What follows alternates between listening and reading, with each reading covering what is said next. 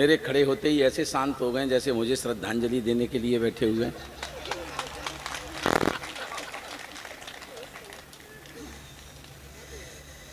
हंसिए, खिलखिलाइए, मुस्कुराइए। जिसकी मस्ती जिंदा है उसी की हस्ती जिंदा है। बहुत अच्छे भाई, वाह। आप हंसते रहेंगे, खिलखिलाते रहेंगे, मुझे जल्दी मोक्ष प्राप्त हो जाएगा, वरना 1-1.5 घंटे तक मैं आपके प्राण पीता रहूंगा। इसको कहते हैं चमचागिरी। मैंने अभी कोई काम भी शुरू नहीं किया, उन्होंने माला पहना दी। ईद के दिन बकरे को काटने से पहले माला पहनाई जाती है। एक बार जोरदार तालियां बजा दीजिए, बटकरा ये कटने के लिए तैयार हो गया है। बहुत बहुत प्रणाम करता हूँ राजेश भैया। बस आप हंसते रहेंगे, मुझे अच्छा लगेगा, और नहीं भी हंसेंगे तो मैं आपका क्या बिगाड़ लूंगा। छोटी छोटी बातें करता हूँ। आज जीवन में सब कुछ है नीरज भैया, आज जीवन में सब कुछ है। अगर गायब हुई है तो हमारे चेहरों की हंसी और खुशी। हमारे चेहरों की हंसी खुशी क्यों गायब हुई है और जीवन में हंसना कितना आवश्यक है, इस संदर्भ की 4 पंक्तियां कहता हूं जी। संबंधों के आंगन मितवा, अब दिल से दिल की दूरी है। बहुत अच्छे भाई, वाह वाह। संबंधों के आंगन मितवा, अब दिल से दिल की दूरी है, और इस पेट की खातिर पग पग लड़ना हम सबकी मजबूरी है।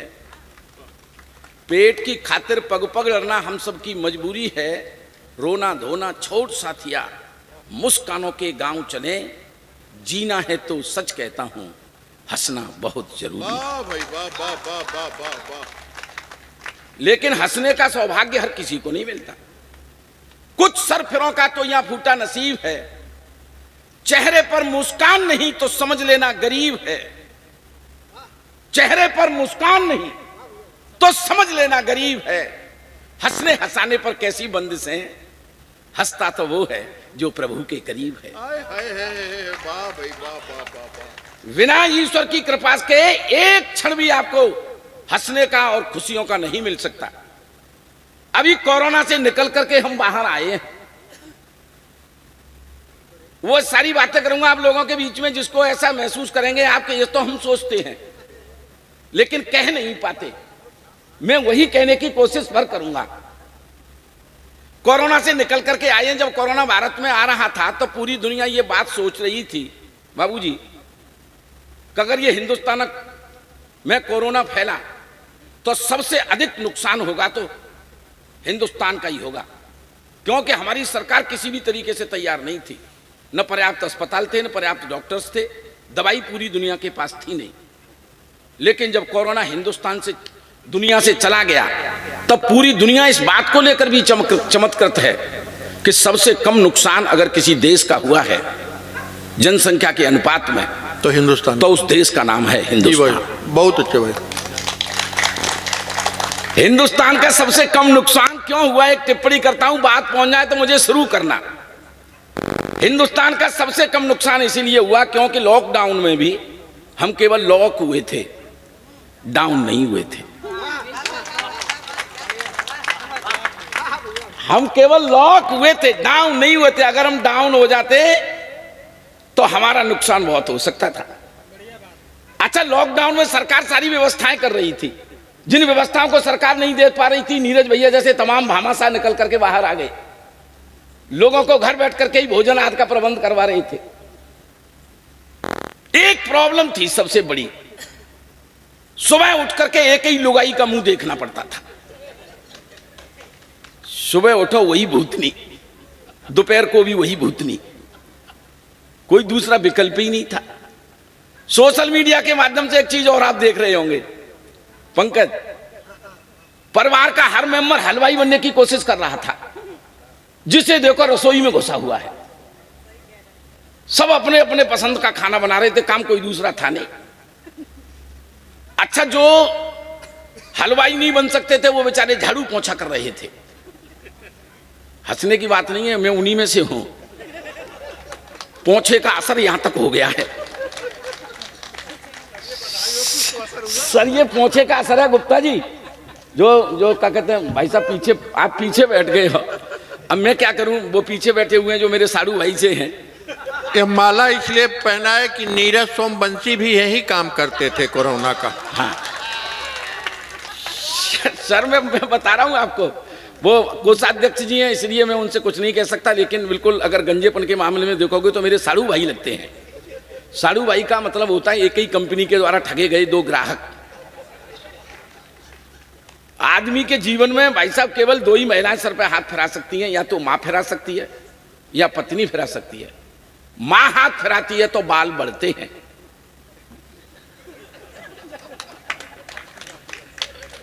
पत्नी फिराती है तो मामला ऐसा हो जाता है। उधर अपने कोषाध्यक्ष जी को देखकर ऐसा लगता है जैसे पूरे मोहल्ले ने फिरा दिया होगा। एक बार ताली बजाओ, थोड़ी जोरदार लगना चाहिए कि आप कवि सम्मेलन में बैठे हुए हैं। बहुत बहुत बहुत आनंद के साथ सुनते रहिएगा, आनंद लेते रहिएगा। सर पहुंचे का असर यहां तक आ गया। वो टीटी साहब कहां चले गए? नीचे चले गए कि ज्यादा नीचे मत जाना सर, उतने मन जाना जितना आसाराम चला गया था। सर मेरी छोटी छोटी टिप्पणियां हैं, उन्हीं का आनंद आप तक पहुंचाने की कोशिश करता रहूंगा। हाँ और एक जानकारी मैं और दूं, आईजी साहब बैठे हुए हैं मंच पर, मैं सर प्रणाम करता हूं। हमारे देश में कोरोना से ज्यादा मौतें नहीं हुई नीरज भैया, कोरोना से ज्यादा लोग नहीं मरे हमारे देश में। हमारे देश में तो दहशत से लोग मर गए। किसी को दो चार छींके आ गई तो समझ लिया उसने कोरोना हो गया और बेचारा निपट गया।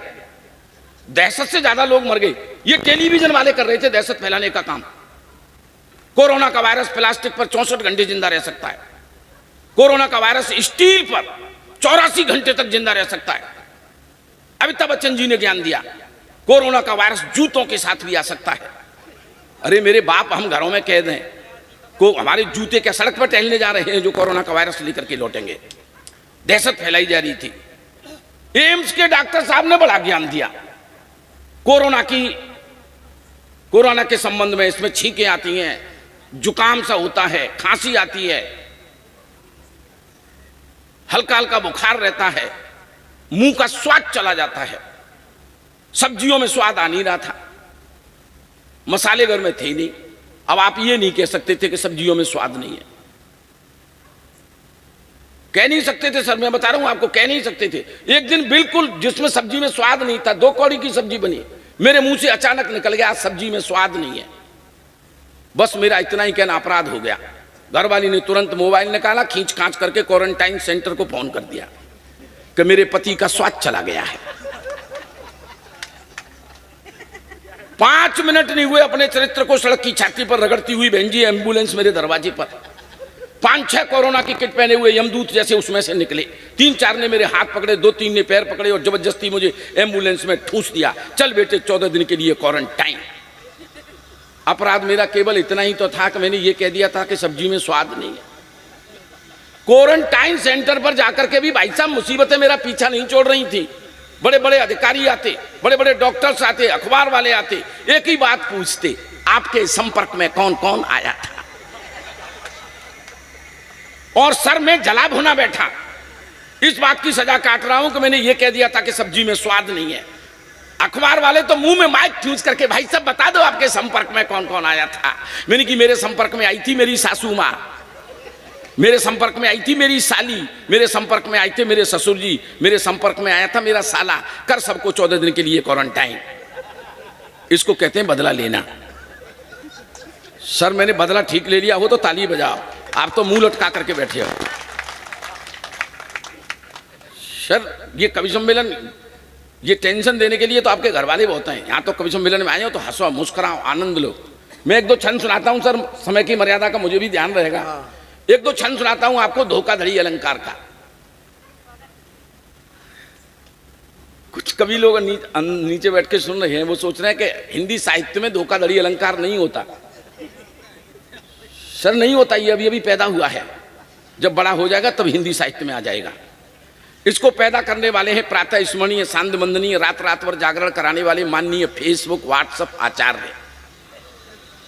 फेसबुक व्हाट्सएप पर किस तरह के धोखे चल रहे हैं। मैं 1-2 छंद सुनाता हूं आपको, आनंद आएगा। बहुत आनंद की अनुभूतियां हो तो आप ताली बजा करके इस छंद को सुन सकते हैं। सुनिएगा किस किस तरह के धोखे हैं। 60 साल का बुढ़ा है, 25 साल की लड़की की डीपी पे फोटो लगा करके रात भर चैटिंग कर रहा है, जिसको यह भी पता नहीं है कि हो सकता है कि उस लड़की ने वो फ्रेंड रिक्वेस्ट उसके बेटे को भी भेज दी हो। दोनों बाप बेटे रात भर उससे चैटिंग करते रहते हैं।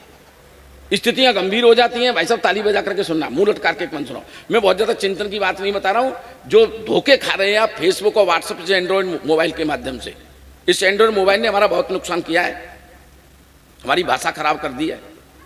और जिस देश की संस्कृति और संस्कार खराब करने हो, उस देश की भाषा को खराब कर दो तो उस देश की संस्कृति और संस्कार अपने आप चौपट हो जाएंगे। छोटे छोटे बच्चों की भाषा क्या होगी, इस एंड्रॉइड मोबाइल ने बना दी। पिछले दिनों मेरा छोटा बेटा मुझसे कहने लगा, पापा स्कूल में नई मैडम आई है, बहुत हॉट है, शी इज वेरी हॉट। अरे मैंने कहा चुप, टीचर माँ के समान होती है, चुप हो जा। तो पलट के मुझसे कहने लगा, आप चुप हो जाओ, हमेशा अपनी जुगाड़ में ही रहते हो। इस बात पे मुझे गुस्सा आ गया तो मैंने बाप होने का अधिकार प्रयोग किया। बाप होने का अधिकार आप जानते ही होंगे, बच्चों को पीटना है की जरूरत नहीं है। अगर बच्चों को पीटे नहीं तो हमको भ्रम होता है कि हम इनके बाप हैं भी कि नहीं। ये अधिकार केवल हिंदुस्तान में शेष रह गया बच्चों को पीटने वाला। दुनिया के किसी भी देश में आप बच्चों को नहीं पीट सकते। पिछले दिनों मैंने अखबार में एक समाचार पढ़ा कि जर्मन के एक माता पिता ने अपने बेटे को पीटने के चक्कर में 18 महीने की सजा काटी। तब जाकर मुझे विश्वास हुआ कि मेरे जो कुछ मित्र विदेश में रहते हैं हर साल हिंदुस्तान बच्चों को लेकर क्यों आते हैं कि चलो इनको वहां जाकर कूट लेंगे। फिर कुछ लोग एयरपोर्ट पर ही शुरू हो जाते हैं, अब आया ऊंट पहाड़ के नीचे थे धनाधन। तो मैंने भी अपने बेटे को चाटा दिया। पलट के मुझे फिर पूछने बैठ गया कि आपके पापा आपको ऐसे ही पीटते थे? हम इनकी ऐसे ही पीटते थे। अच्छा फिर तो उनके भी पीटते होंगे। हम इनकी पीटते ही होंगे। अच्छा उनके भी पीटते होंगे, अबे मैं इनकी पीटते ही होंगे। तू क्या जानना चाहता है? कि मैं तो ये जानना चाहता हूं ये गुंडागर्दी अपने खानदान में कब से चली आ रही है। तो सर हंसने के लिए हमें कविताओं की जरूरत नहीं होती है। छंद सुनाता हूं आपको, आनंद लेना। बस ध्यान में ये रखना कि बाप बेटे दोनों एक ही लड़की से चैटिंग कर रहे हैं। सर ये ध्यान रखना। एक छंद सुनाता हूं आपको, सुनिएगा। थोड़ी ताल के साथ सुनेंगे तो भाई साहब आनंद आ जाएगा। सुनिएगा। रूपवती गुणवती अति मधुवाला मन को भाई गई। रूपवती रूपवती रूपवती गुणवती अति। जब तक सब नहीं बजाएंगे तब तक यही लाइन पढ़ता रहूंगा मैं। आप क्या सोच रहे हो मजाक कर रहा हूं? चश्मे वाले भाई साहब कवित्रियों की सीध में बैठे हुए 90 अंश का अकाउंट बना करके। आज तुम्हारा मोतियाबिंद ठीक हो जाएगा। मैं देख रहा हूं 3-4 बार चश्मा उतार के लेंस साफ किए हैं अपने।